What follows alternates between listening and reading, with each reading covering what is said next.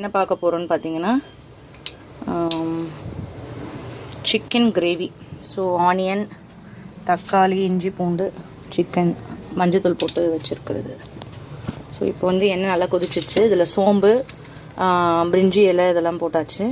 லவங்க பட்டலம்லாம் கடுக்கும் போட்டு தாளிச்சாச்சு. ஸோ இப்போ வந்து ஆனியன் போட்டிருக்கேன்.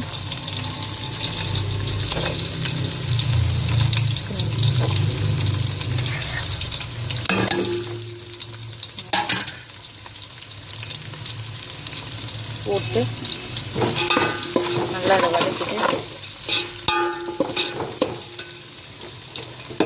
நல்லா வதக்கணும். வதக்கிட்டு நல்லா வதங்கணும். அது ஃபஸ்ட்டு இது கூட கொஞ்சம் உப்பு சேர்த்திங்கன்னா சீக்கிரம் வதங்கும். இன்றைக்கி சிக்கன் கிரேவி எப்படி பண்ணுறது தான் போட போகிறேன் வீடியோ. ஸோ அதுதான் நல்லா அப்படி வதக்கி விடுங்க. உப்பு போட்டாச்சு, அது கூட வதக்கி விடுங்க.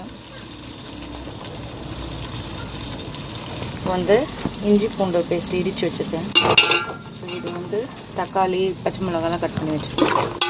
இப்போ வந்து நல்லா அப்படி வதக்கி விட்டிங்கன்னா வதங்கணும்.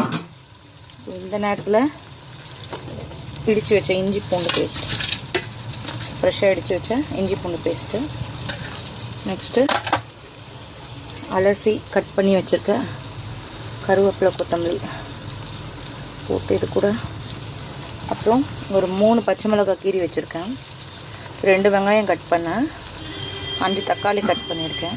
ஸோ இது கூட இது போட்டு நல்லா இப்போ வதக்கணும். நல்லா வதக்கணும்.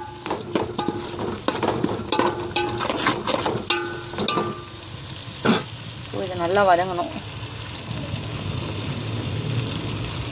இது கூட கொஞ்சம் உப்பு போட்டுட்டேன், அப்போதான் சீக்கிரத்தில் வதங்கணும்.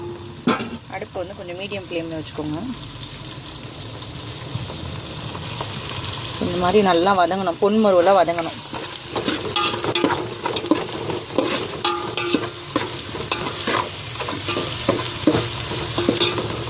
வதங்கணும். ஒரு 5 மினிட்ஸ் விட்டுருங்க, நல்லா வதங்கட்டும். அதுக்கப்புறம் கட் பண்ணி வச்சுருக்க தக்காளி போடணும். ஸோ இது வதங்கிட்ட 5 மினிட்ஸ் தட்டி போட்டு மூடி வச்சுருங்க. தக்காளி போட்டிருக்கோம். ஸோ தக்காளியை நல்லா அப்படி வதக்கிட்டு